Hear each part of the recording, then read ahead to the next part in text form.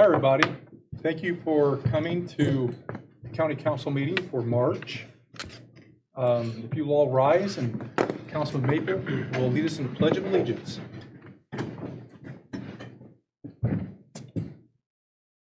I pledge allegiance to the flag of the United States of America and to the republic for which it stands, one nation, under God, indivisible, with liberty and justice for all. Councilman Alexander. Just join me in prayer. Lord, just thank you that you've placed us here in a country where we're able to live and exercise our God-given freedoms. Thank you also that you placed us in this state and in this county. We just ask that as we go into this meeting this evening, you give us the clarity to understand the issues, the wisdom to make the right decisions, and to remember that that government is for the people, and help us to make decisions this evening and always in our work as councilmen with that in mind. In Jesus' name, amen. Amen.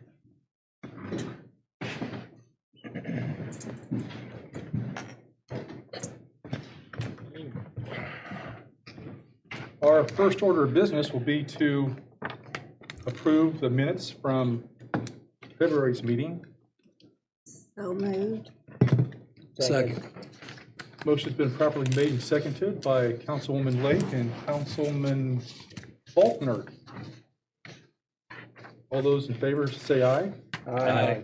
Opposed, same sign. Motion passes. Thank you very much. Our next order of business will be to address the additional appropriations. Ordinance number 2024-HCCO-11, additional appropriations. Whereas it has been determined that it is now necessary to appropriate more money than was appropriated in the 2024 annual budget, now therefore be it ordained by the County Council of Howard County, Indiana, that for the expenses of the taxing unit, the following additional sums of money are hereby appropriated out of the funds named and for the purposes specified subject to the laws governing the same. County General Fund, Public Defender, Deputy Public Defender, $52,976. Chin's Deputy, $7,566. Total County General Fund, $60,542. Lit Special Purpose Fund, Jail Correctional Officer, $235,495. Total Lit Special Purpose Fund, $235,495. Drug Free Community Fund, Prevention and Education, $10,000. Intervention and Treatment, $20,000. Stormwater Management Operation Fund, Contract Services, $1 million. Total Stormwater Management Operation Fund, $1 million.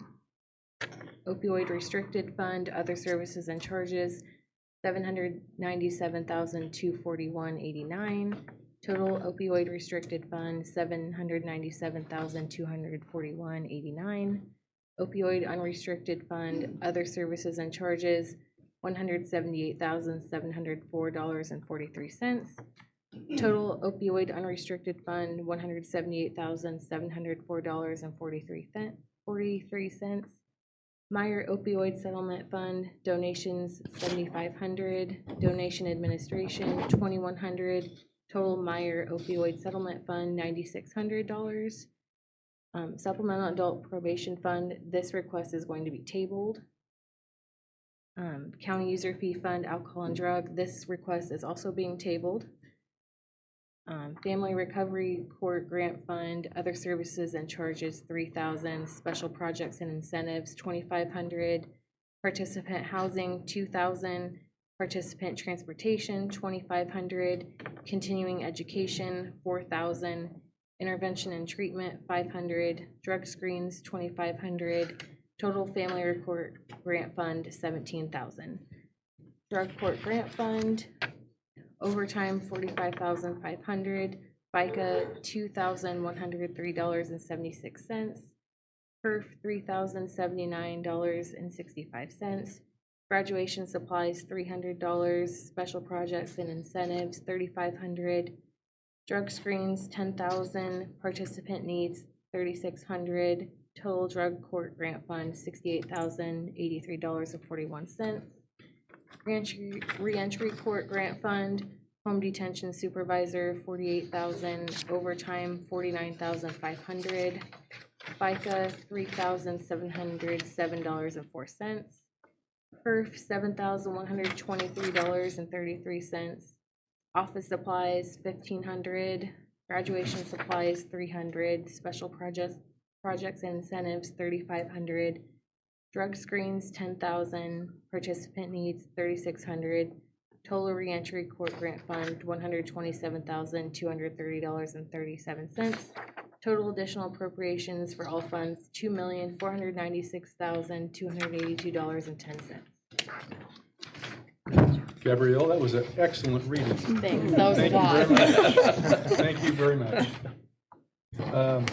Our first appropriation will go to Public Defender, Mr. Vanden Bosch.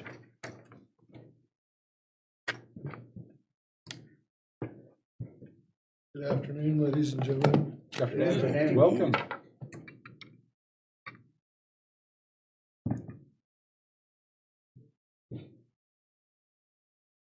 We are requesting additional appropriations for the deputy public defenders and the two Chins public defenders, the amount of $60,542. Our understanding, there was a transfer of funds in the prosecutor's office, moved one prosecutor to full-time and then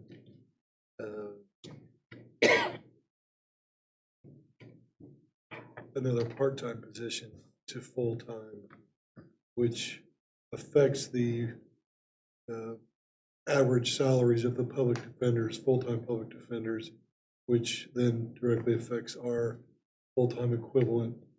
And so we're asking for the additional appropriations to bring that back to pay parity, given the change in the average salaries of the full-time prosecutors. Questions? Yeah, the council, I think we're fully aware of the correlation between the prosecuting attorney's office and public defender's office. And there was an adjustment in the prosecuting attorney's office and ripples into where we have to adjust the public defender's office too. So the auditor's office worked really nicely on this and gave us a nice formula, and it should be a nice solution. Is there any questions or comments for Public Defender Vanden Bosch? Thank you very much for coming. Thank you. Next up will be Lit Special Purpose Fund, the Captain Decker, is that right? Captain Buckley? Buckley. Buckley. How we doing? Good, welcome. Yes, the time has come. All right, so I know a couple of you guys came out to the jail recently for a tour, and we appreciate you guys coming out, and hopefully that was a good eye-opening experience for everybody. Everybody's always welcome to come out anytime, and we'll show the place off, so appreciate it. I'm here on behalf of Sheriff Asher because he's down at the academy training the next generation of police officers how to drive cars fast. So it's one of the favorite times of training that we do down there. So he can't be here today. All right, so what I want to talk about, I wrote down some notes here so that I can stay on task for you. I want to kind of do a little refresher and then kind of what we're asking for. So back on March 6th, the PAC met to discuss the sheriff's request to add back 5 of the corrections officer positions that were taken out of the budget a few years ago. This request was made as we were approaching the 40 corrections officer threshold that was set as a requirement to gain our 5 positions back. You guys have the PAC recommendation in front of you. No, but this is PAC recommended, yes. Okay, yep. So the PAC recommended with a vote of 6-1 to add 5 additional correction officer positions under the stipulation that the council will not approve any transfers from line item 1114.11906.000.0380 or to any other line item was the recommendation on that. However, this stipulation isn't feasible in today's atmosphere. Currently, the jail has 30 corrections officers, as one was lost this week. The employee stated that he left for a lower paying job due to the amount of forced overtime he is required to work here. There are currently 7 corrections officers in training. If they all succeed, that will bring us to 37 corrections officers. This is the snowball effect that we refer to when it comes to the employee burnout that we spoke to you guys many times on. That people can only work so much overtime before they choose a different path. Kind of to remind you, back in 2024, in 2023, sorry, the average number of officers employed has been 34, but officers in training have been in the range of 7 to 12, as we have hired 18 new officers this year alone. The jail has been running at 52 to 62% staffed since January 1st, which creates overtime. There have been no transfers to date, but we will overspend our overtime budget due to staffing issues, without a doubt. Recently, the sheriff informed members of the council commissioners of a failing state of our jail's control panels, the computers and software that run how we open and close our doors, that was installed in 2012. These panels, just like the one recently replaced at the Kinsey Youth Center, have far exceeded their life expectancy and have reached end of life technologically. The computers and software for the system was designed for Windows XP. To give you an idea, Microsoft stopped supporting Windows XP in 2014. Due diligence has been done by Captain Deckard, and he has found a way to reuse existing components of the system that are still fully functional to help reduce the cost to approximately $157,400. While this is certainly still a large sum of money, it is less than half of a full system replacement. How much is that money again? $157,400. Thank you. So to give you a little bit more of a recap, a staffing study was done in 2020 by Bill Wilson from the ISA and says that our jail needs 54 corrections officers to properly run the jail. In 2021, we had 40 spots, and I'm giving you a little bit of history so it makes sense of what I'm getting ready to tell you at the end here. In 2021, we had 45 spots on the budget, but this was cut to 40 for budget purposes, which is below the minimum that we really need. In 2022, we were short-staffed. In 2023, we were severely short-staffed. The only reason that transfers were made out of the corrections officers line was because we were severely short, so we had to pay copious amounts of overtime. We have underspent our budget every year. Even last year, when we were regularly running on only 30 officers, we managed to stay within budget. Half of our staff is brand new and has been in training this year. We're not just asking for these positions to get extra money to transfer. We are working diligently to reach full staff, but it is taking time. We have a high standard because not anyone off the street can work in a secure facility with inmates. We will not see the effects of being fully staffed until all of them are out of training, and if they stay. And we will not see that until probably summertime. So you can expect overtime to continue to be a pressing issue. These extra officers, once hired and trained, will give much needed reprieve to the jail staff who have been drowning in forced overtime. So getting back on task here, what we're talking about today, to show good faith, we are requesting that the council modify the PAC's recommendation to the following to help us achieve success. To approve the budget for 42 total corrections officers rather than 45. The reason for this is to allow the council to absorb the cost of the needed panel upgrade at the sheriff's office. However, we will ask for the full 45 come budget time, budget session for next year for 2025. But I think that's kind of a give and take. And then remove the stipulation that money cannot be transferred out of the 0380 line item to any other line. This handcuffs our ability to transfer money to cover the forced overtime that's created by this vicious cycle of hiring. So we're not simply asking for more money to be put in one so that we can use it for overtime, but we're saying we're going to have to use the money that's already in there existing for overtime guaranteed because of this vicious cycle of training, losing, it just never stops. As of 6 pay periods, we have underspent 0380 by $93,000 due to corrections officer shortages, and this is not an intentional underspending. We will need to transfer or ask for an additional for overtime in April due to overtime spending as it is on the current trajectory. I believe that this plan is a compromise on both sides, and if we continue to work together on this, we can right the ship and give our employees the reprieve that they so desperately need. So that is my little typing that I put up here, what I want to talk to you guys about, but I think that, we're trying to be fully transparent with you that we want to get to that number of corrections officers, and it's imperative that we do. It's just tough to get there, but we have to be given the flexibility to achieve that in order to make everything else stop. Yeah, we appreciate you coming in and giving the nice presentation.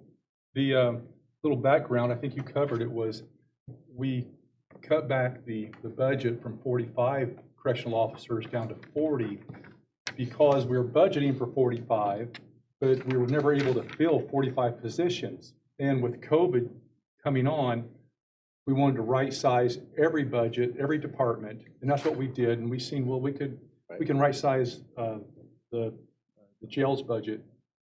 I appreciate you wanting to adjust the budget from 45, which the PAC recommended or approved, down to 42. Thank you for doing that.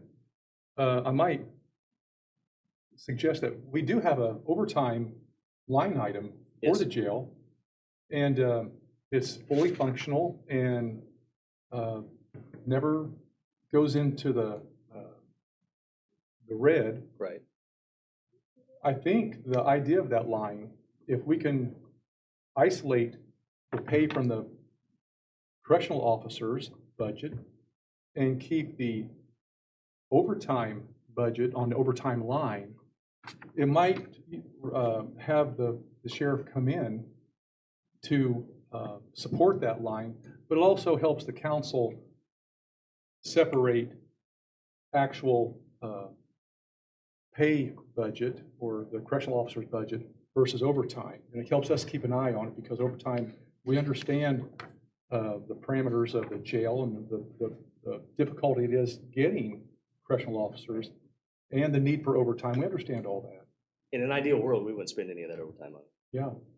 Like, that would be great. But I might suggest that we keep the PAC's recommendation of keeping overtime separate, not allowing the correctional officer's pay to be supplementing the overtime, but to actually come in and let us keep the overtime line separate from the pay. Does that make sense to everybody? And then increase the line for overtime then? As needed, yeah. Yeah, because it's going to happen. Yeah. Does that make sense to So everybody? you're just talking about just keeping the bookkeeping straight, really? Right. Still giving them the same money that they need for overtime? Yeah, they won't be missing a penny. They'll get everything that they need. Just make sure it's in the right line. And it helps us track overtime that way also. It's just easier to separate. It's a tremendous budget. And We've just been self-sustaining by, moving the money from the people that we can't hire into the overtime that's created because of that. mhm. And so we've been self-sustaining our own budgets instead of asking for additional appropriations, which is what it kind of sounds like you're saying, that we should additionally appropriate the overtime line item to be larger. I think that's what we've been trying to do the last couple of years, just so we can keep an eye on overtime also at the jail. So you want to make it 42 correctional officers instead of 45, and I understand that because you have less now than what you had whenever you came to the PAC committee. I mean, it was sounding really good. Right. You were buttoned up And toward the so 40. that's how it goes, and that's how it goes, especially in the corrections division and in the dispatch division. The second that you're almost to the finish line and you're Mhm. almost to giving your employees the reprieve, you have put so much work on the backs of your loyal employees that have been there that they just can't make it that little bit longer. And then when they see one person leave out of training, then it's, if somebody was looking for that window of opportunity, like, gosh, maybe it won't come. And then so they leave. Because it is a lot. This overtime is mostly all forced. I mean, you can sign up for overtime that's required. Does that make it not forced? I don't think so. That just means you can work it on your terms instead. Jordan, So, you said, go ahead, sorry, go ahead. so you want to just fund 2, which, do you have a calculation on what you would like in that fund? Yeah, the idea the sheriff had was like, what if you 94. just give us a budget for 42 total corrections officers rather than the full 45, which we Right, would and love to that's have, 94, but to help 190. offset some of these expenses that are coming up out of nowhere. Right. Okay. So we 94. understand that it puts everybody in a pinch, so we're trying to come up with a compromise that both sides can win. Now, if you want to do the other and the 45, we're going to try our hardest to get them in the door. I think I heard you say that ideally you would have 54. Yeah, correct? so ideally we'd have 54, and that was the jail study that was done by Bill Wilson from the ISA back in 2020. And they examined how many posts you have, how much coverage you should have. So if you get up to the 45 eventually, you said you would bring that up at budget time. So if we get up to the 45, is that enough to cut out most of this overtime? I think it will, as long as we can get to that number and sustain it. And we've talked a lot individually about, we've been given the tools to get people in the door, now we need the tools to keep them in the door. And I think that's gonna be the next discussion that we have to have in order to get to where we want to be.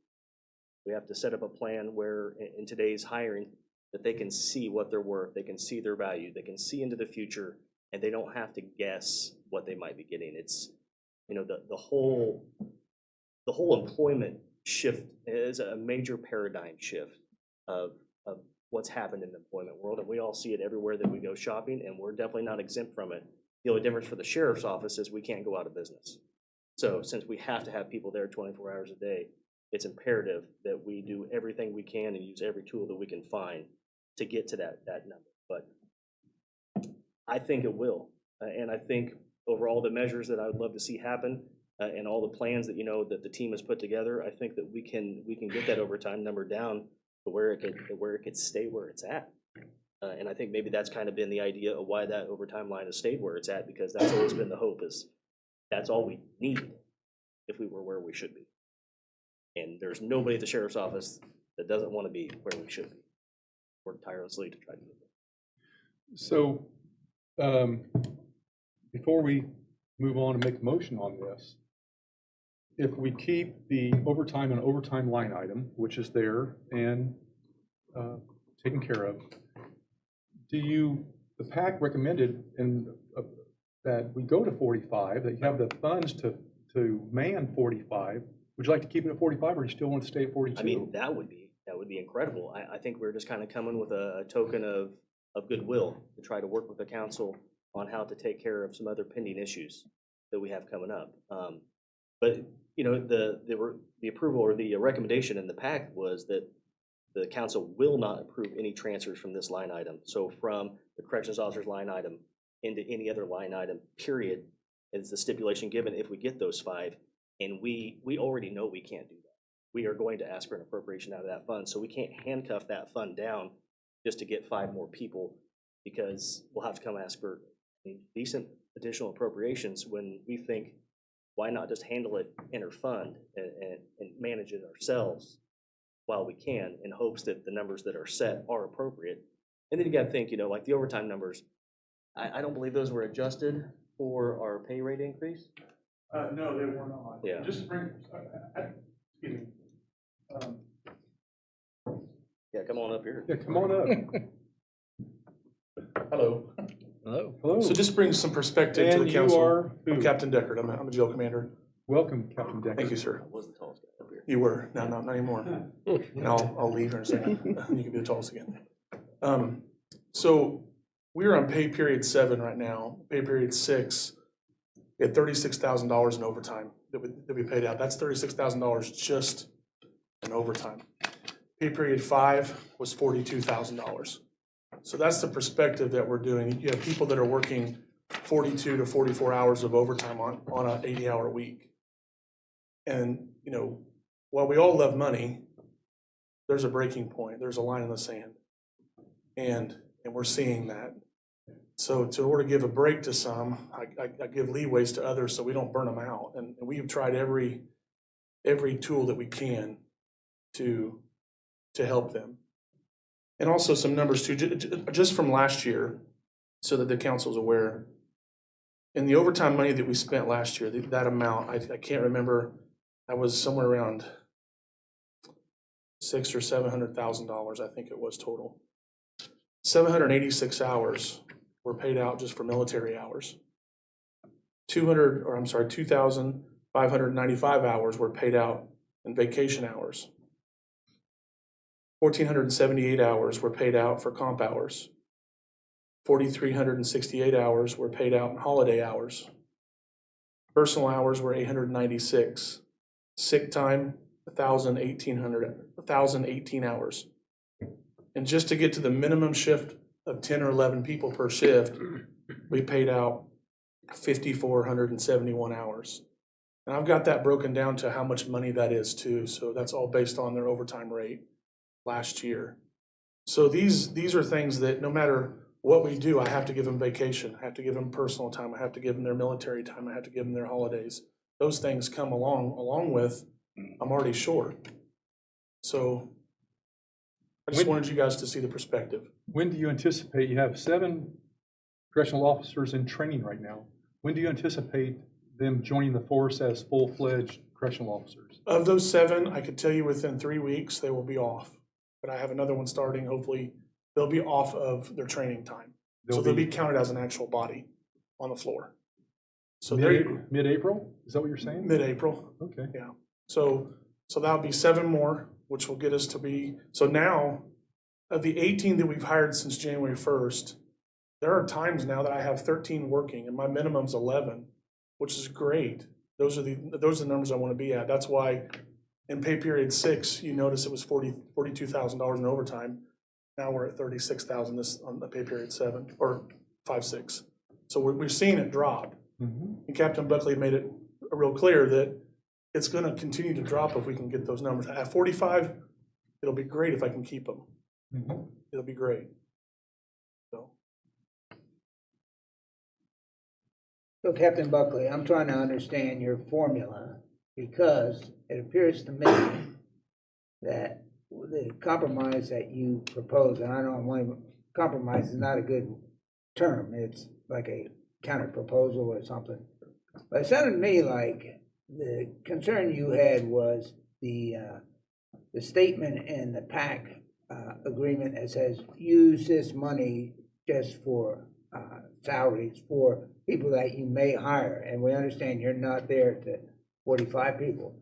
But it sounded to me like you would be willing to trade off 3 people that you could hire for the ability to take money from that funds for overtime, as opposed to coming back and saying, to John's point, you know what, we need an additional appropriations for overtime.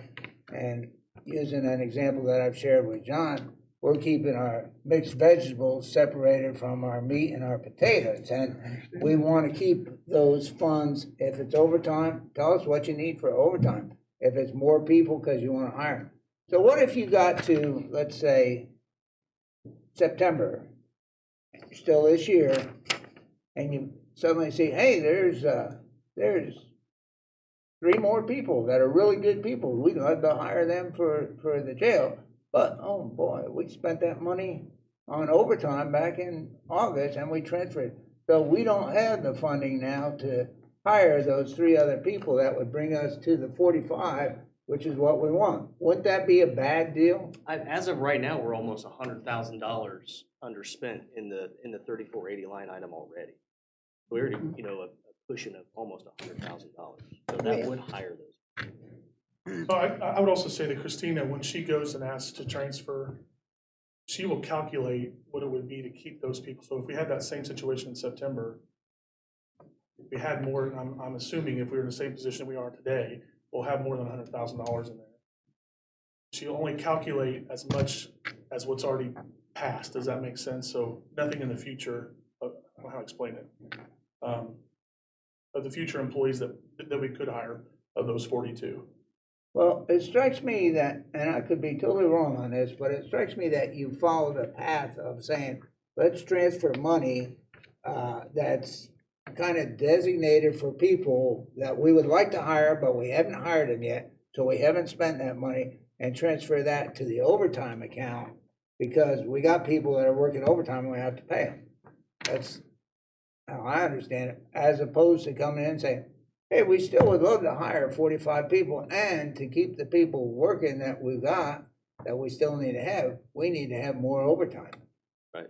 I think the sheriff's just trying to show that he's trying to operate within. It was what he's trying to show. And Down to the bottom line rather than just. right. Is it realistic that we won't get to 45? I mean, I like mean, Jerry always says with the crystal ball, Yeah, I mean, it would be we great want if to we be. would. Right. But, if we're gonna guess what the future looks like based upon history, Mhm. it's gonna be tough. Right? I think what we do in the budget session this year could have a large impact on maybe that number. Right. Maybe we could get there. But it's gonna take some tools to get there. But I think that's just the sheriff's just trying to show that he's willing to make compromises and understands the position that the council's in and trying to make it the easiest for both parties. to operate within our budget. I think our overtime budget's 330,000. And we've already spent half of that in 7 pay. So you're burning through it at a faster rate than what you would Absolutely. typically do. And that's just a perspective of us having to come back and ask for more money in that line every time we need to. So one other question, and I'll get off of this subject.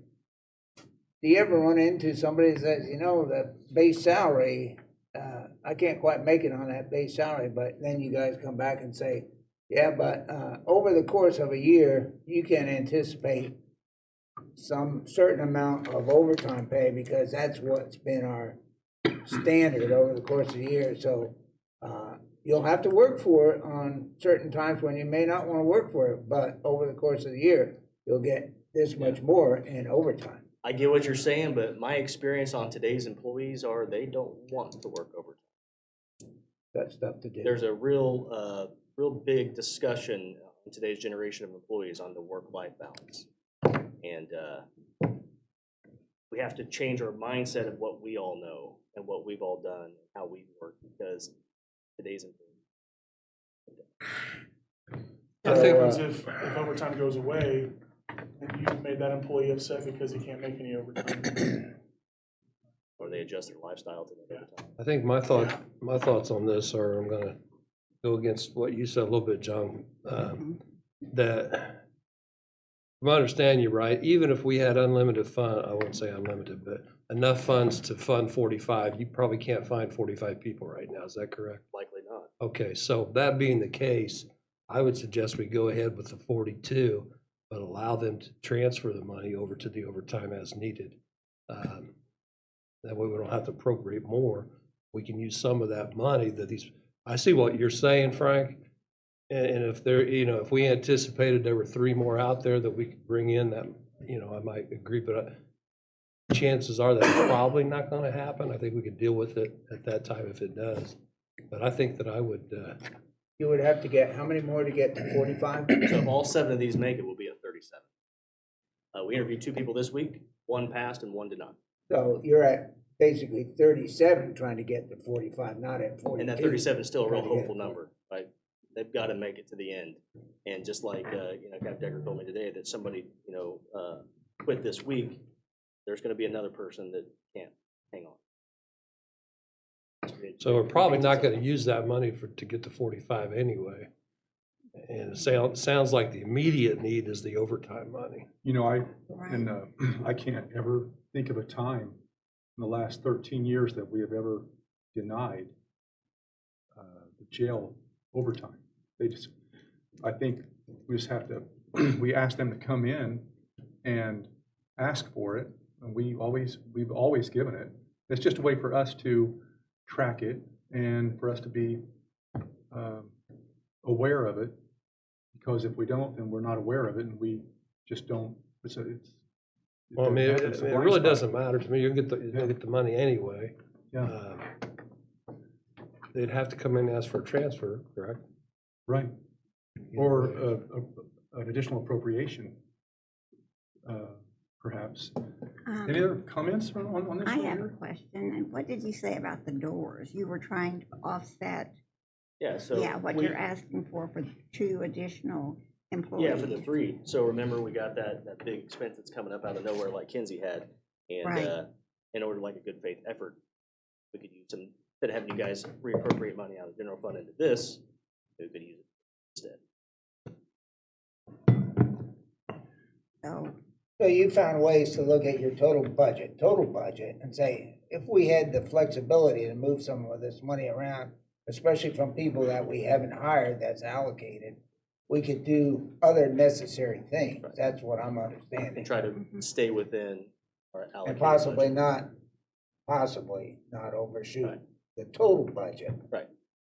So the restriction on not transferring from the approved things might handcuff you too tightly, right? I used that word on purpose, Frank, and I thought you'd enjoy it. But yes, Thank you, sir. yes. So if we appropriate more out of instead of transferring, if we appropriate more from in the overtime fund, then likely we would go beyond the current budget, correct, or not? by appropriating more money out of it rather than transferring. Transfer kind of keeps us where we're at, right? Well, what is That's what I'm not, saying. If we Yeah. appropriate more from the overtime, then we would likely go beyond their current budget, total budget. well, what is not used in the correctional officers line item, for the officers who may not be hired, Mhm. that just comes right back to the fund, and we just reuse it. It's not spent, it's not counted as being spent. It just recycles, but we can see it, and we have an awareness of it that way. And I think that's with it's just my experience that county government, the revenue streams and the expenditure streams are so vast and so complicated and so spaghetti bowled that if we can make something where we can identify it easier, it's probably a good idea. It just simplifies it, and we can deal with that particular issue because we can see it. That's just my experience. Any comments? I'm mixed. I know that, I mean, I trust you guys and I know you're gonna give us good numbers and I know that we're gonna give you whatever money you need. But in most business worlds, when an account gets out of balance, then that creates attention, right? And so if we put attention on the overtime budget and we have to appropriate more money, I'm not sure that that's an alarm for anybody because you guys have already put steps in place in order to try to correct it. So I understand what you're doing, and I think I could support either direction that would go. I got a number here to read you from 2021 that might give you some insight. So 2021, average number of officers employed was 40. The turnover rate was 56%. No transfers were made out of 11906 when we had 40. Then, different pay rate, obviously. But so I think that's kind of some of the history of the numbers that we're using to think that this is something we manage. I think it's just about how you like to look at the numbers on your side of the table. 6 one way, half dozen the other, right? So. I defer to the president. I'm fine with it either way.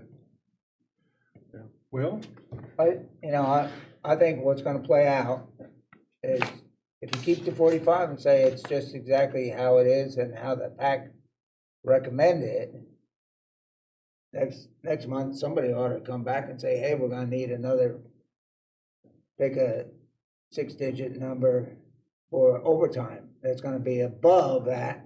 And then somebody say, well, why is the sheriff department going over the top of your total budget? Is it because we can't transfer from somebody that we haven't hired? So I think the constraint might be a little too tight. Well, and we don't have, I mean, the council does not have to accept what the PAC recommended, okay? I mean, we could make another decision. If you wanted to appropriate all this and next month transfer out what you don't need. I see 94,198 is 2 employees, okay? You took that money out, just appropriated the 94,198 tonight. Or you could put it all in and then transfer, well, minus the 94,198 to overtime, or you could just do the 94,198 and appropriate for doors. I mean, at the next meeting, I mean, there's lots of choices here. Yeah, I think the sheriff's just trying to reduce the amount of times he comes up and asks. Appropriate. Daryl? To me, how I look at that, and maybe I'm reading it differently. To me, it's the additional sum that's not getting transferred over. It's not the entire CO line item, the way I read that. So, to me, we ought to have at least $94,000 to $246,000 left on that line item at the end of the year, the way I read it. The way you're reading is you think that it's just on the additional ones that we're adding. In my mind, Okay. that's the way I'm looking at it. I guess that's a problem with interpretation because we're interpreting it the other way. Now, I don't know if we're wrong or right, but That's interesting. I think I was along with Daryl on this one. Yeah, I didn't see it from, yeah, we're seeing it as that fund is completely locked down from any transfers. Yeah. If you give us 5 people. That's how we see it. Understand? I did have a Since it question. says I'm sorry. will not approve any transfers from this line. What it says. I just had a question about the amount that is currently in for salaries.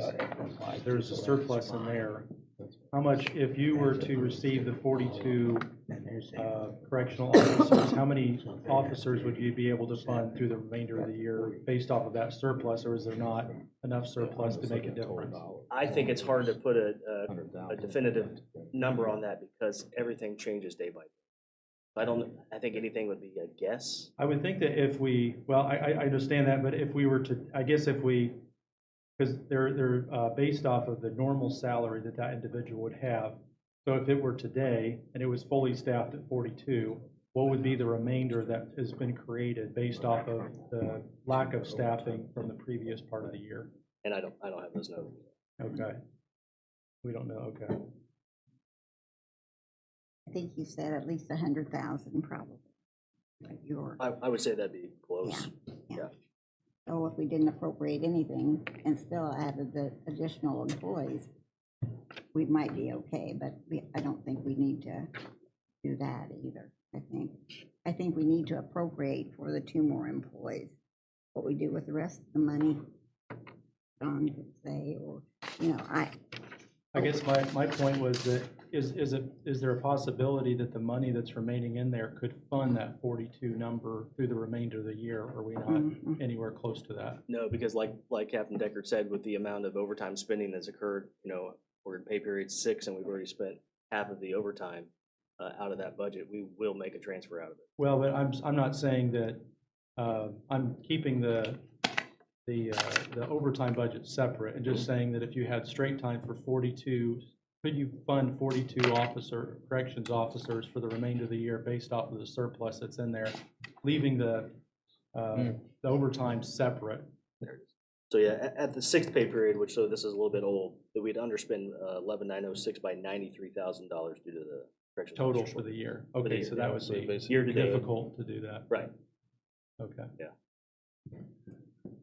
Well, we have 7 members and 7 different opinions. I might suggest that we go along with the presentation and we can make adjustments down the line, but that we approve the money, $235,495, for the possibility of hiring 5 new correctional officers as was requested, and keep the overtime separate as was PAC recommended, and we can move forward, and we could, as overtime is needed, we can certainly come back, and you have an empathetic council up here. I'm sure it won't be an issue. It never has been. Does that sound like that might work for everybody? Just in the name of moving forward, and So that's basically the same thing as PAC approved, right? pretty much. So if I'm recapping what you're saying, you want to approve the 5 corrections officers and then handcuff the fund down that no transfers can occur out of it into any other line item, and that if we need overtime increases, it should through the additional appropriation. Is that what Daryl's saying? I thought Daryl was saying only the 5. I was trying to recount what I think he's saying. Trying to see if I understand it right. Yeah. Is that what you're saying? Can we separate that from the auditor's office? Can we separate the overtime, just not be taken from the 5 additional COs that are approved, or is that? I mean, it's not something we've ever done before, but I'm sure that we could keep track of it on our, if that's what you want to do. Yeah. Exploit territory. you have That's to what pay makes sure I write them it out down of the right, that's all. overtime line item. You have I'm the to secretary. pay them out of overtime line item, is that correct? I would, Yeah, it's. Yeah. I would suggest that we just keep overtime. It's a line item, Mhm. not separated. No overtime out of the correctional officers' pay items or pay lines. Just keep it separate, simple. Come back in, you need more money overtime, come back in and say hi. So to recap, you're going to suggest approve 5 corrections officers, right? As And then- requested. As requested. And hope that Right. that you can fill them.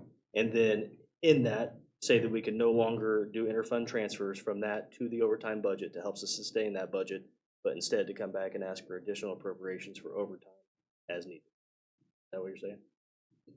He's pretty good. That's what John said. He is good, but I think if I He was just wants to him, make sure he's got it that's down right. That's a tough restriction.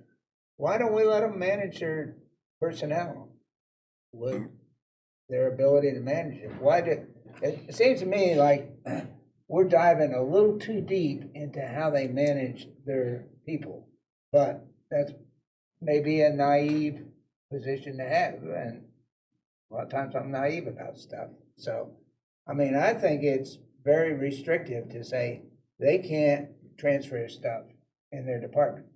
What I hear them saying is, we don't want to overshoot the total budget that the sheriff's department had, but you know what, we got a lot of stuff coming, and we may even overshoot that, no matter what flexibility we have in managing our people. But in the meantime, I think we're putting more constraints than I would want if I was in their department, which I'm not, and I don't want to be, on how they manage their people. What's the probability of having 45 correctional officers this year? Well, they say that 37% of all statistics are made up on the spot, so, well, if I had to come up with a number. In your professional experience, That's it. I would love to remain hopeful, yeah. right? But do I have a stack of applications set in so I can go, ha, got it? No, we do not. So I would love to say absolutely. The probability, you know, if we're looking at history, it's been since 2021, since we've been at 40. You know, like the paradigm shift that I talked about in the employment sector that we all see, yeah, it affects everybody, and we're not exempt from it. It just looks worse on us. So Do you think that that's, I mean, in my estimation, I would think that from what you've presented, it seems like 45 would be unlikely. So that's why I'm thinking that you're, based off of the information that you've received and seen, is that 42 seems like a more reasonable number. And because of the shortness of staff, that's why you're asking for the. right, and I think that's part of like the plea bargain we put together to try to self-manage.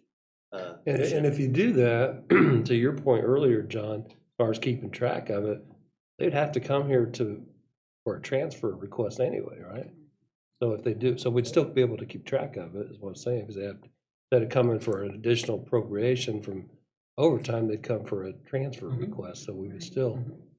And I want to add, you have been very, very good about asking for transfers and not additionals, and we appreciate that. So, and that keeps you within your budget that was approved to begin with. I think the sheriff strives for that, so I think that's why we're so adamant, kind of on the proposal that we placed forth, to remain functioning in that way, even though I can see exactly what you're saying from your side. I always like the idea of any department staying as much as possible within the budget that we approve in September and August. August and September, but you know what I mean. So, you know, I always like if we can stay within that, so. And then if they need it, a transfer, they can come get the transfer, we'll still have a record. I mean, really, I'm okay either way, but I kind of like that. I will entertain a motion. Right here. So, fire away, folks. I move, in accordance with the recommendation of Captain Buckley, that we authorize the 42 people, which is different from what we said in the PAC meeting, but also allow the department to use what I would call unused monies for hiring people and use that to manage their overtime, recognizing that they still could come back in and say, we need more money for overtime, or it would say, we want to do this transfer like they've done in the past. That's a long motion, but Second. it's kind of what. Yeah. So it's basically saying, let's let them manage the way they propose managing. So then, well, this is not questioned yet, but then how much would you appropriate tonight to that line item? Enough for the 42 people. Okay, 94. and that would be the 94, 198 for 2 more positions. Well, the motion's been properly made and seconded by Councilman Faulkner and Councilman Alexander. Don't we need to go through everything else before you take a vote? Let's see. Oh, that's exactly, well, yes, we do. Excusez-moi. Thank you. What? Is there any other questions for Captain Buckley? I hate to ask this, but how does the doors fit into this? Kind of if we can save money here, maybe we can pay it elsewhere. Type of deal. 142 is. Right, Okay, so. So, it's reduction not of 3 included. employees. This is a to be continued. correct, and that's why I was just kind of outlining. Okay, Yes, all right. yes. Thank you. Okay. Are we, what are we gonna do on this? Well, wait. by golly, Our our, attorney. yeah, Alan, you got any suggestions on how we approach this? We've got a motion and a second on the floor. I think we need to finish that. Okay. Okay. Well, the motion's been properly made and seconded by Councilman Faulkner and Councilman Alexander. That, all those in favor say aye. Aye. Opposed, same sign. Motion passes. Thank you very much, Captain Thank you. Buckley, and thank you, council members, for a thoughtful and in-depth discussion. Tell the sheriff the main reason we did it this way is we want to see him come in. We like to enjoy his visits. Yeah. Yeah. How are you? We missed him tonight. Okay. Our next presentation will be from Mr. Rob Pruitt with Drug-Free Community Fund. Mr. Pruitt, thank you. Hi, and everybody. Welcome. Hi, thank you. Mine's real simple. I just asked for $30,000 that's already there to be appropriated to our account to spend accordingly. Okay. And where's this money come from and what's it used for? Well, it's used for 3 different categories in our community: criminal justice activities, treatment or intervention activities, or education and prevention activities that are about substance abuse. So the monies we are given comes from the courts when they assess fees and fines for substance abuse arrests. Okay. And as of March 22nd, we had $149,000 in our account. So this would take us to 130 to expend. And do you have grants or people waiting on? Yeah, matter of grants? fact, today while I'm here, our committee met and approved $25,000 worth of grants to probably about 8 different grantees. Okay. Any questions or comments for Mr. Pruitt? Thank you for coming Yeah, in. and being here. and again, I just want to say thanks to Gabby. She's obviously outstanding and so pleasant to work with, so you got a good person. You're Thank too you. kind. Thank you very Thank you, much. guys. Thank you. Next, appropriation for Mr. Greg Lake, County Surveyor. Tonight, I'm here on behalf of Stormwater. So, we finally made it. We finally made it. I've been mentioning for quite several years now that I'd be coming for a large appropriation for the salt building out at County Highway. This building has became on the Stormwater District's radar back in 2010 when we had one of our first IDEM audits. It was addressed at that point, and we've been limping along and trying to keep all the salt in the building and keep water from getting to it and running off our site. Finally, time to do something a little different. So we did go out and got bids, and that contract came in just under $1 million. So I've asked for $1 million of 1197 for additional appropriation. I'm sure that with overages, it will be a little bit higher than that, and County Highway will be addressing any overages beyond that $1 million that I said that I would help take care of. And where is the location of the salt barn going to be? Do you know where the current salt barn's at? No. No? Okay, so it is directly south of work release building. So Mhm. there's a fence back there, and it's just directly south of that fence. The new building will be on the west side of the current salt barn. So the concept of the salt barn is to keep everything inside. So it's actually being built to where the semis that bring the salt in will back into the building and dump inside the building so that there will be no material outside in the weather to leave our site. And that's what we're trying to get to. What are you gonna do with the old salt building? Are you going to demolish it or? Currently, she's going to keep it, and because she's gotta take salt this summer, because she buys salt in the summertime to get a better price. So it will be holding salt until we get the new building put together and everything functioning. After that, I'm not sure if she's going to keep that building in place for a 3-sided structure storage or other equipment that runs propane and some of that type of stuff.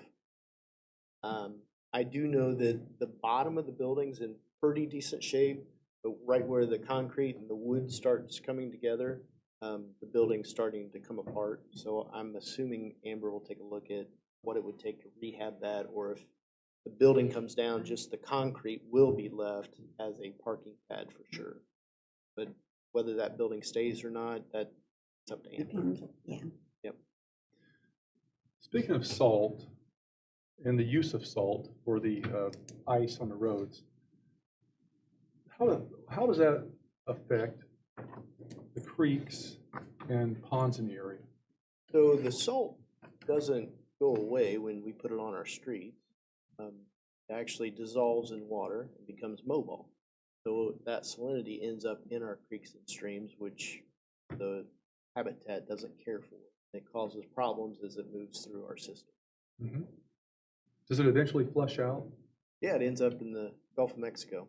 They're really upset. Yeah. But it moves through the system. Yep.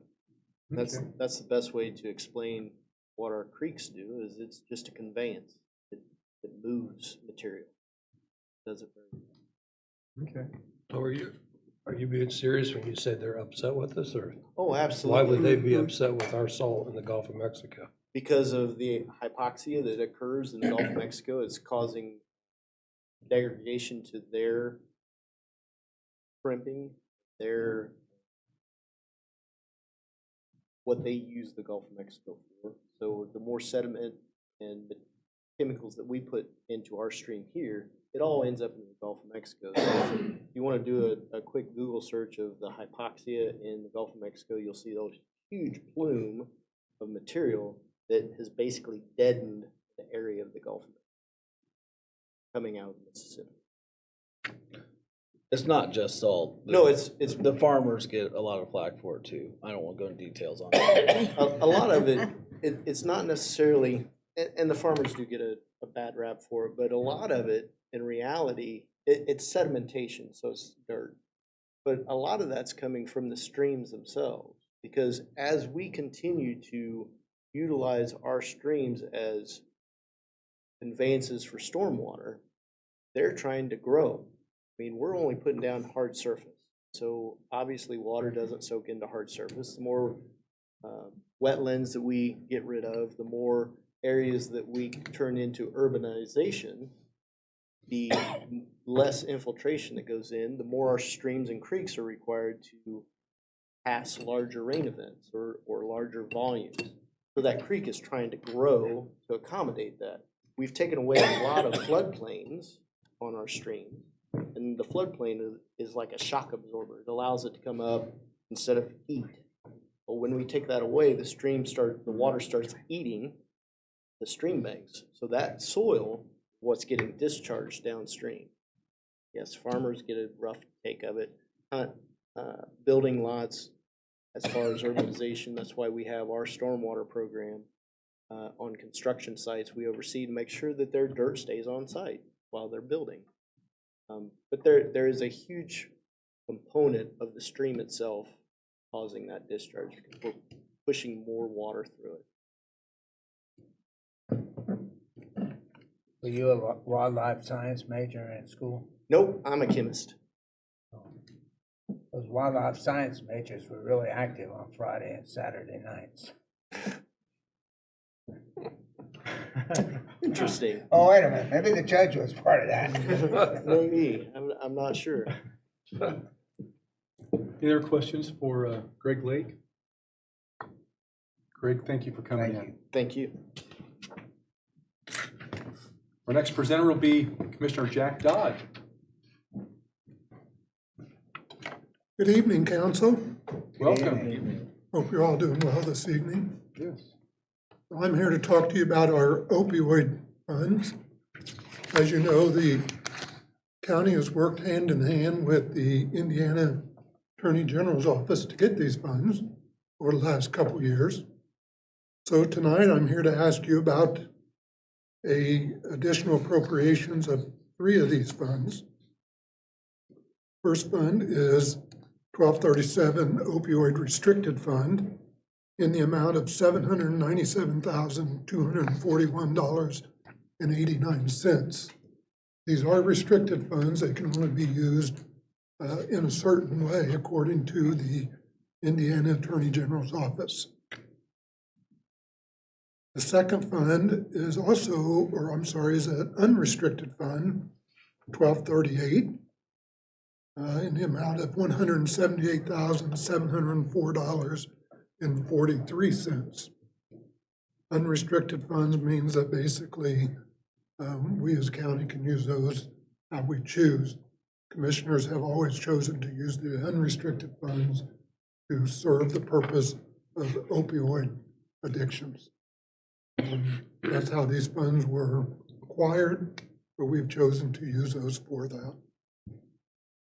The third fund is what they call a settlement fund. This is the Meyer settlement fund, and it's 1239. And there's 2 amounts here.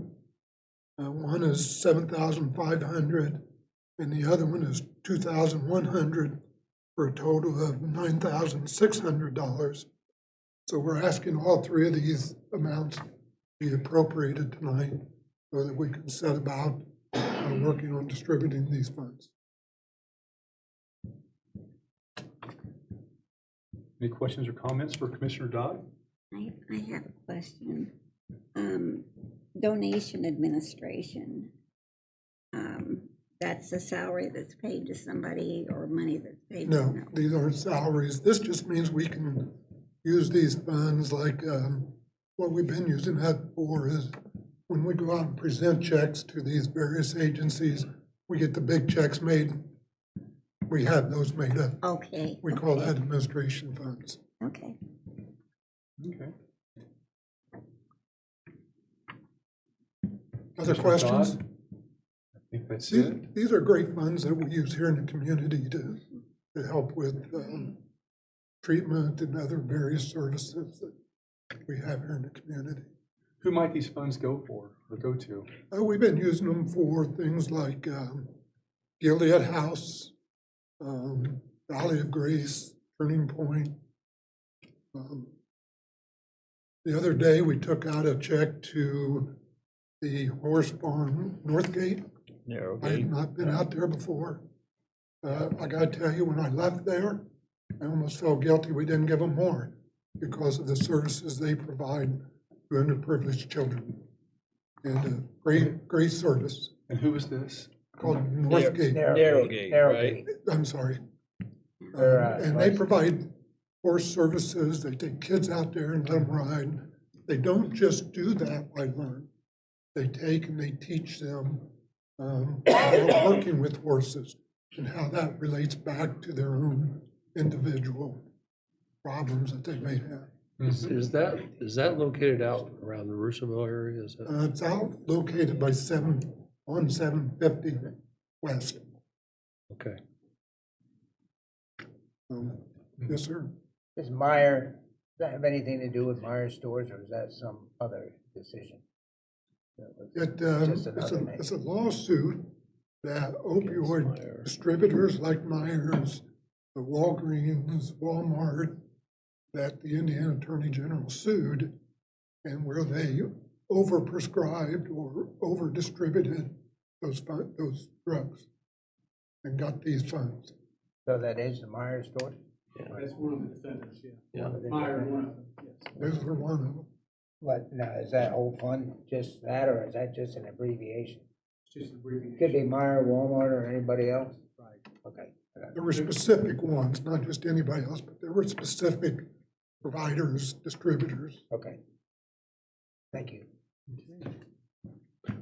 Mr. President, I move that we approve the appropriation of these funds as requested. I think we have a few more to go. Oh, sorry. No. It's a good warm-up. There's no second, so we can move on.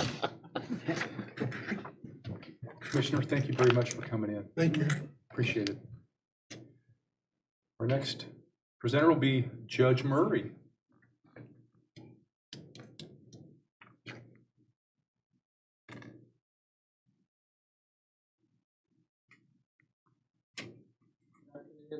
Good afternoon. Welcome. Ladies and gentlemen, pleasure to be here, and I'll be relatively quick. First, I am not asking you for any money. I'm just asking for your approval and blessing, so to speak, on funds that, in a grant that were approved for Howard Circuit Court, for our Family Recovery Court, to use from the Indiana Supreme Court Office of State Court Services. I'm here with Sally Francis, who is our coordinator for our program. She's been a long time probation officer here in Howard County, and this is kind of what she does as part of her job. Thank you, Sally. This is a bit Family Recovery Court, as you may know very quickly. In our county, the court system runs 6 problem-solving courts, and Circuit Court has 2. This is one of them. Family Recovery Court is for parents in CHINS cases, Children in Need of Services cases, particularly parents who have had substance abuse disorders or mental health concerns or both, and that's why their children are no longer with them. And it's rather a type of an intensive problem-solving court program to help those parents over a period of time,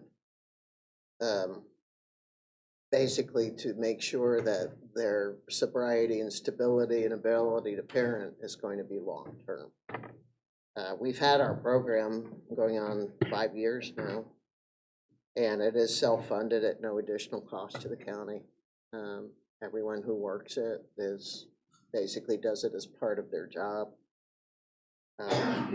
Just last Monday, we had 2 graduates, right?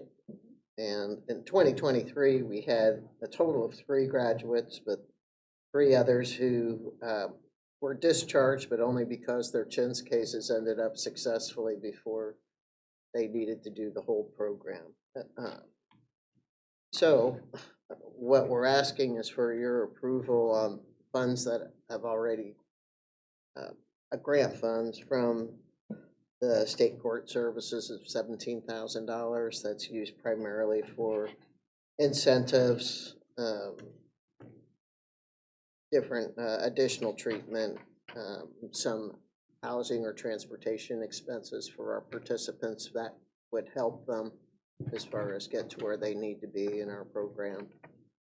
So with that, I'll stop.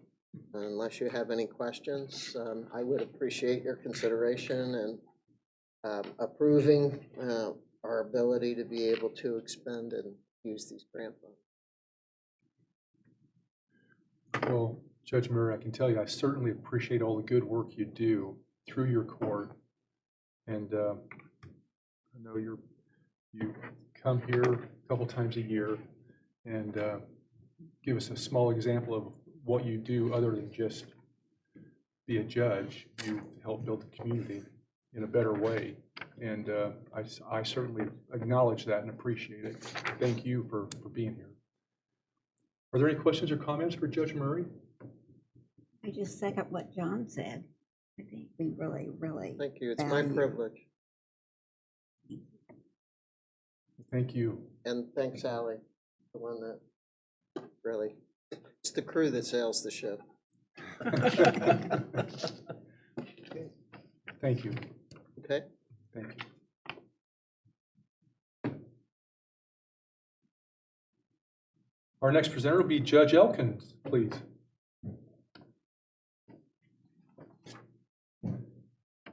Good evening. Good evening. Good evening, welcome. Similar to Judge Murray, I'm here today. The two funds that we're looking at are the 9131 and the 9132 funds. Both of ours also are grants. The Indiana Supreme Court, along with a lot of the opioid funds, had made some additional funds, a lot of funding available for basically 1 year. The funds that we've listed, we're taking the programs that are run out of Superior Court, one obviously one being reentry court, one being drug court. They're for the highest risk defendants in the community that are being supervised. We're placing a lot of that in overtime so that instead of just monitoring people from, I'll use the 8 to 4 Monday through Friday, we're going to be monitoring people 7 days a week. And we're going to have two field officers, certainly one doing a lot of overtime, a second one probably doing that, and then those who are in probation are also going to be putting in overtime so that they have additional contacts with people over the weekends, and hopefully we'll be able to work into a situation next year, the year after that, where we're able to swing that maybe more into self-funding, because we've also increased the size of those programs, and this grant also allows us to take in more people and monitor more people. So we're hoping that you'll agree and allow us to use the grant funds so that we can go ahead and do that for both reentry court and for drug court. If there's any questions, you're more than happy to answer. And this is PAC approved, or Yes. PAC recommended. And there's a sunset on this. Once the grant expires, Correct. then the overtime expires with it. That is correct. Right. And that's an important point, because of the HR, I think there was some issues with that. Is there any questions or comments for Judge Elkin? I have a question, of Yes. course. Is there any possibility of this grant being approved for 2025? My belief is no, but what the Indiana Supreme Court did in this, we switched from a July 1 through June Right. 20 or 30th situation, where they've moved it now, so we're going January 1 to December 31st. They've included additional items in the regular grant that we've not had in the past. We're actually putting that grant together right now. It's due April 12th. And some of the things that you couldn't ask for in the past, you can now ask for. But they aren't going to, I don't believe they're going to be issuing $100,000 checks this next year. But in the past, we were capped at $10,000. They said we are not capped at $10,000 for next year. So some of the items you see in here, we're probably going to request for next year, but it won't necessarily be wages. That part of it is not part of the new grant cycle. Thanks, Judge, for thinking beyond your specific court and community supervision and trying to work together for a solution for everybody. Thank you. Are you schooled in wildlife sciences too? No, I did have a forestry class, though. That was one of my electives. Judge, thank you for coming. Thank you. Well, you've heard the additional appropriations. Is there any questions or comments? If not, I will entertain a motion minus the jail sheriff's appropriation that we already approved. Minus Dustin's. I move we Minus approve Dustin's. the additional appropriations as presented, and excluding the ones that are tabled. And we've already done the sheriff's department one, so all those. The rest of the additional appropriations, I move we approve them. Okay. Second. The motion's been properly made and seconded by Councilman Faulkner and Councilman Alexander. All those in favor say aye. Aye. All those opposed, same sign. Motion passes. Thank you very much. Our next order of business will be transfers. Resolution number 2024-HCCR-06, transfers. Whereas the county council may approve the transfer of money from one major budget classification to another within a department or office if the transfer does not require the expenditure of more money than the total amount set out in the budget as finally determined, and if the transfer is approved at a regular public meeting and by the proper ordinance. Be it resolved by the County Council of Howard County that it is desired and deemed necessary that the following transfers be made within the accounts of the designated funds as set out below. ARP Grant Fund, building upgrades to Deputy Public Defender, $3,311. Building upgrades to FICA, $254. Building upgrades to PERS, $471. Thank you very much. I want to make a comment here. Our auditor tonight is Chief Deputy Auditor Gabrielle Dubois, and she's just done an excellent job. And Thank you. and thank you for being here. Yeah, no problem. Is there any questions or comments about the transfers? If not, I will entertain a motion. You want Jack to talk about it? Oh, why certainly. Excuse him, why? Commissioner? Well, that's quite okay. You can just move on without. Well, those me. I additional understand. appropriations, that really went a long time. I think I'm a little punchy now, but go ahead, yes. Well, I'll echo your comments about our person who's leaving us. She's done a great job for us. Gabby, we will certainly miss you and keeping us on track. So this resolution on transfers, because of the changes in salary, because the deputy prosecutor who just left, I was going to say he threatened me, but I'm going to say that now. But because of the changes in the salaries, which had the ripple effect you talked about, we said we had to keep this going, and we had a little bit of money left in our ARP, so that's why we're requesting this transfer. We can keep this even, I guess is the best word. Okay, that is for the public defender who is supported by the ARPA. Yes, that's because we did that 1 year salary, we can go ahead and keep this even. Yeah, well, thank you very much. Is there any questions for Commissioner Dodd? If not, I will entertain a motion. Move to approve the HCCCR 06 transfers as presented. Second. Motion's been properly made and seconded by Councilman Maple and Councilwoman Lake. All those in favor say aye. Aye. Opposed, same sign. Motion passes. Thank you very much. Next order of business will be salary ordinances. Ordinance number 2024-HCCO-12, salary ordinance amendments. An ordinance amending and increasing staffing and salary authorization to be paid county employees for the calendar year effective January 1st, 2024 through December 31st, 2024, as originally approved for the year 2024, except where otherwise noted.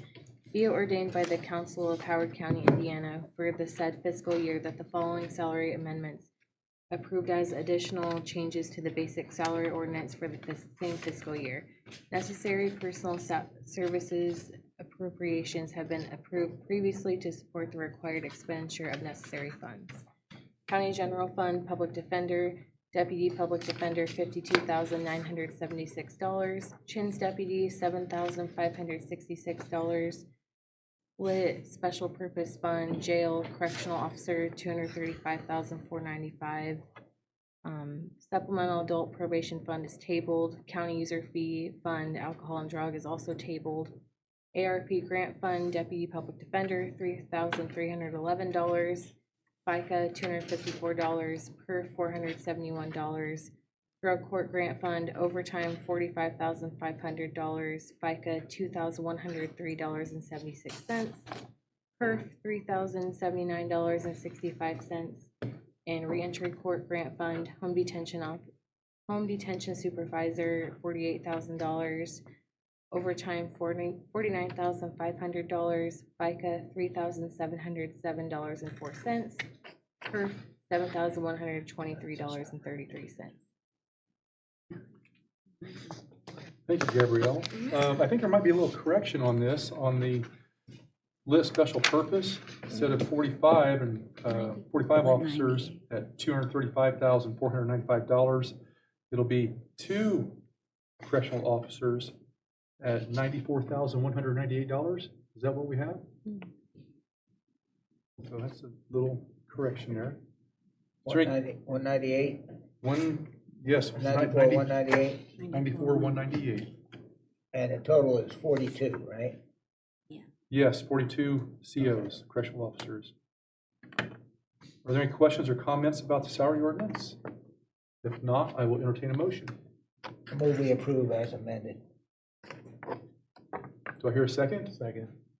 Motion has been properly made and seconded by Councilman Faulkner and Councilman Sanders. All those in favor say aye.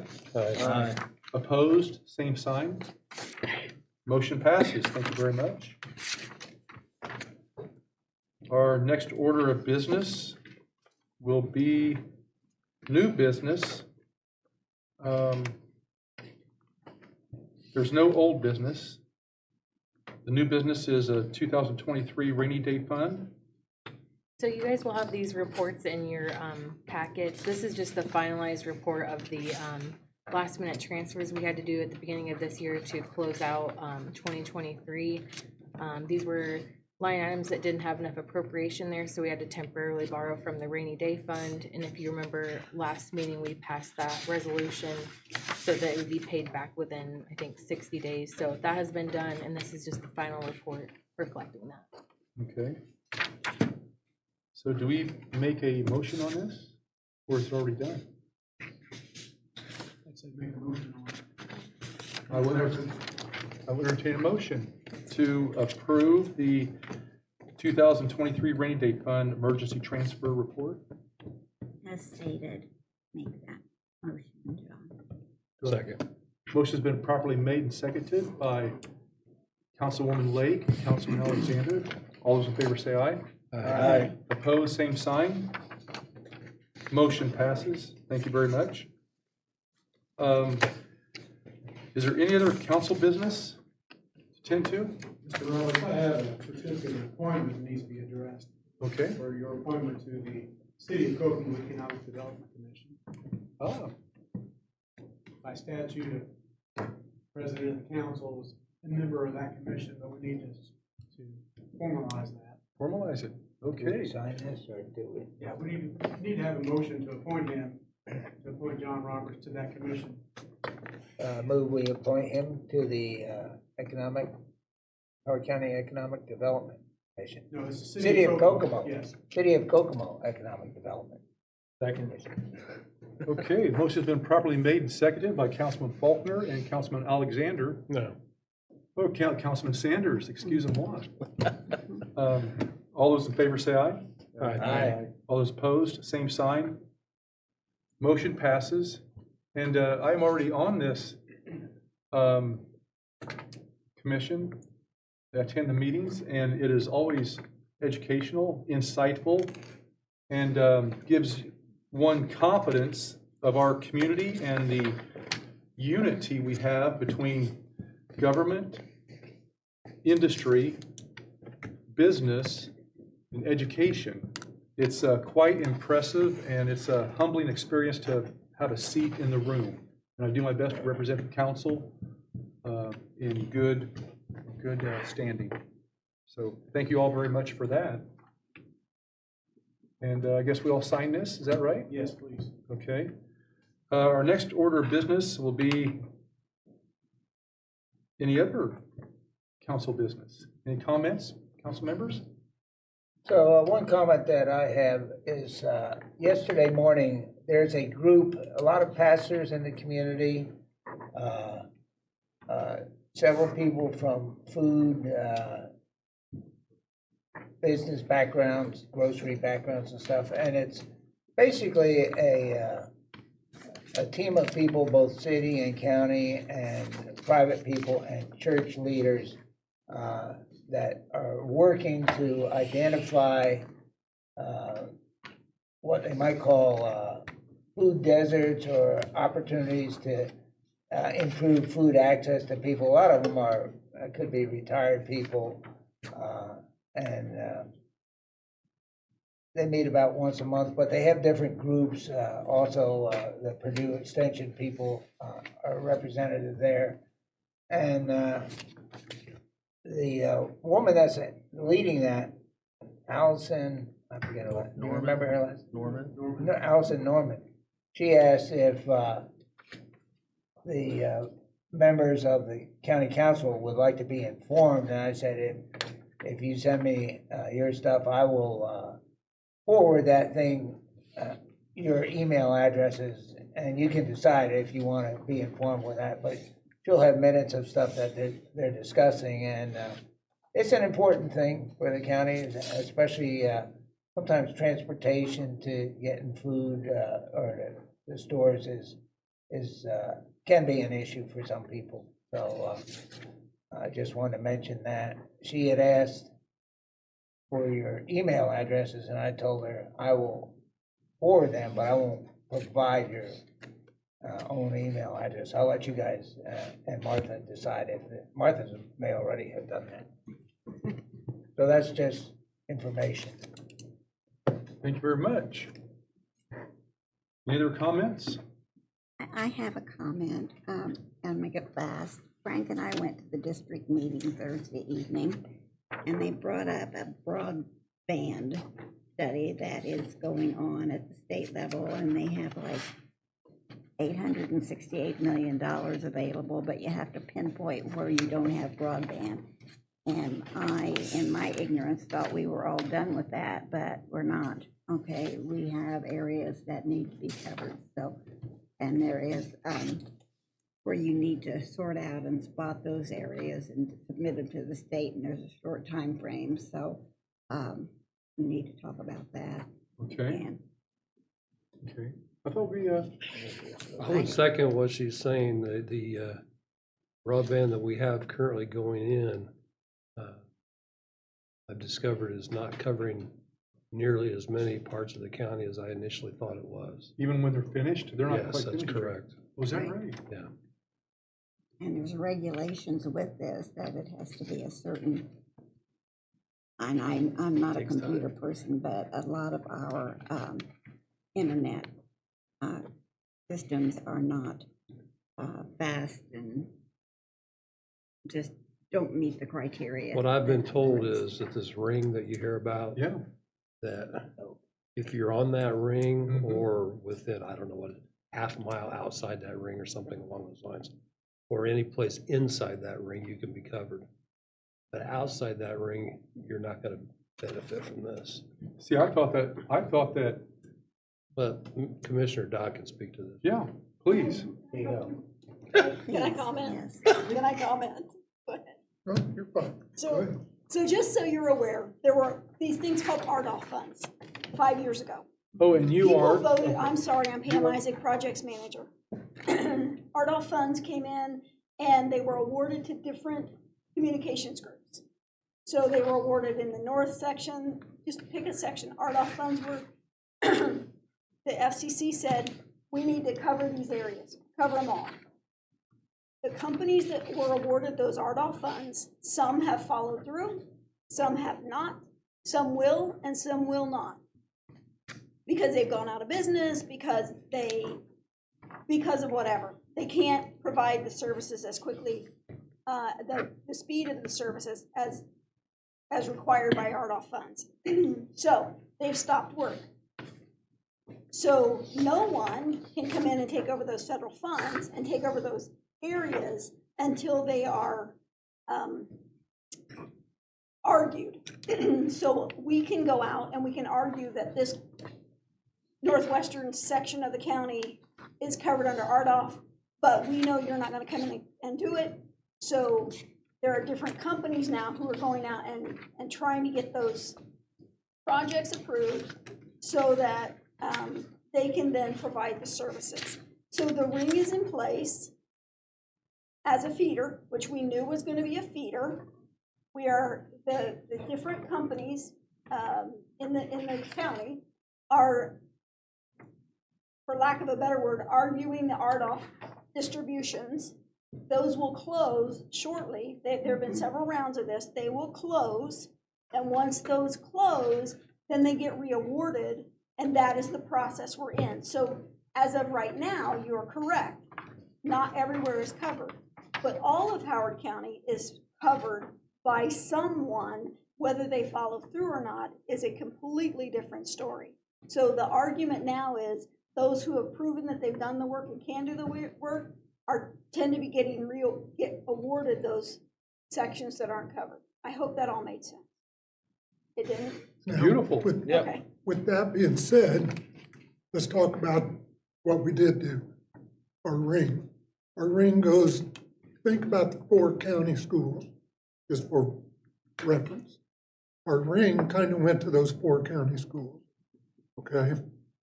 When this initially started, we asked about going to the edge of the county. And there was some technical reasons why they couldn't go to the edge of the county, and they explained that. So eventually, they hoped to go to the edge of the county. But for this initial round, they said they couldn't. But they were able to go at least out to the 4 corners where the county schools are located. And the councilman's right, about a half a mile, they can go past those if you draw that line. So we have been contacted by some of the other providers from maybe let's say up in Carroll County. They want to explore dipping down into Howard County.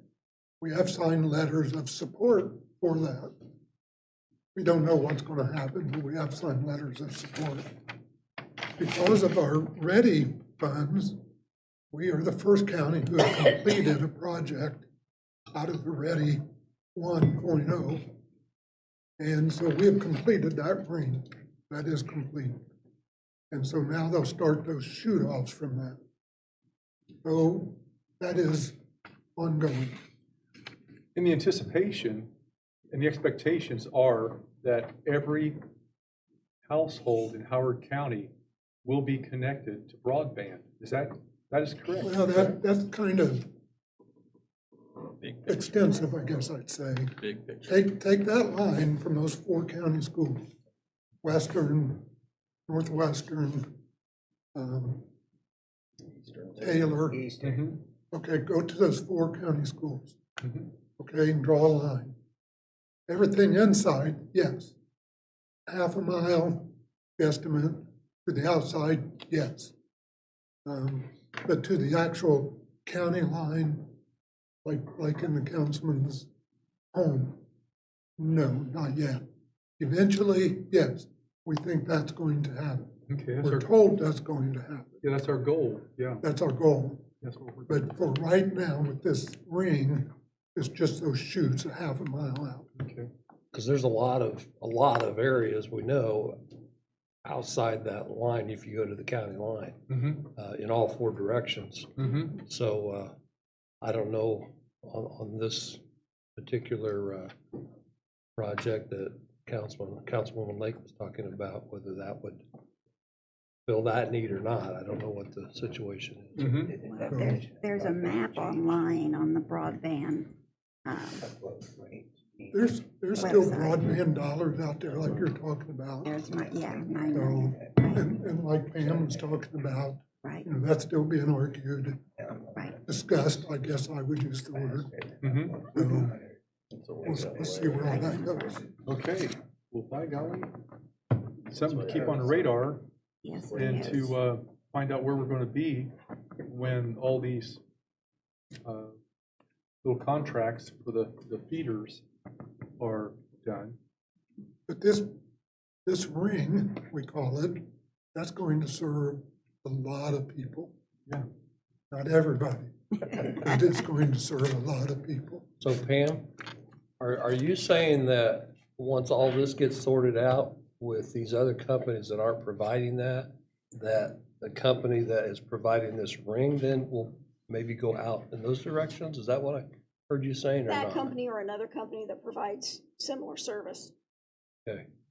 So, I mean, this is a big conversation that I don't know that you can get into tonight, but there's a possibility, and what Martha's talking about, if you live in an area where there is no service, if you call, let me think about it, it's Indiana Connectivity Program, it's through, I think it's the Indiana, I'll have to check it, but it's the ICP, Indiana Connectivity Program. You give them your address, you don't have service, they have to figure out how to get service to you. And so you say, look, I live over here, I have 0 service available to me, and then it becomes more of a, you become a higher priority. But that Trust would be me. if you have no service right now from anybody, correct? Not necessarily. If you have less service than is required by the state, which is is it 1 gig? You're shaking your head like you know. I'm Like 100. 100 meg, yes. If you have 100 meg down and, don't ask me the speeds. 25. 20 up? said 20 up. Okay, see that, I kind of know what I'm talking about, not a Yeah, I lot. don't know what you're But talking anyway, what are the about. upload and download speeds you have? If you're less than that, then it will allow you to be put in line. If you live in city limits, you have those services available. If you live outside of city limits, I live in Jerome. I have that service only because I paid an exorbitant amount of money to get it 7 years ago when my daughter came home and said, I want to be a nursing student, but I want to live at home. And it's like, oh, okay, we have our phones, and that's all we have to be able to get service. So we paid Comcast to run a cable, and it was not cheap. But I will tell you too, along that line, I know somebody who lives out past 750. Comcast ran a line to the corner. He lives about 900 feet past that corner, and they wouldn't run it any further. Well, they will for the right amount of money. Yeah. But Take out it's a small expensive. loan. Most Yeah. of us don't have that kind of money, probably. So Do anyway, what you gotta that's, do. we do have that ring completed, Mhm. and a lot of people got service from it. Thank you very much. Thank you. Bury was the one that did the ring around the county. Thank you for the information. That's a lot to wrap our heads around. And we're not finished yet because we have to find out how to get to the finish line for every house. It's true. Howard County. It's So- true. Yeah. We've taken major steps. Mhm. Yep. Thank you.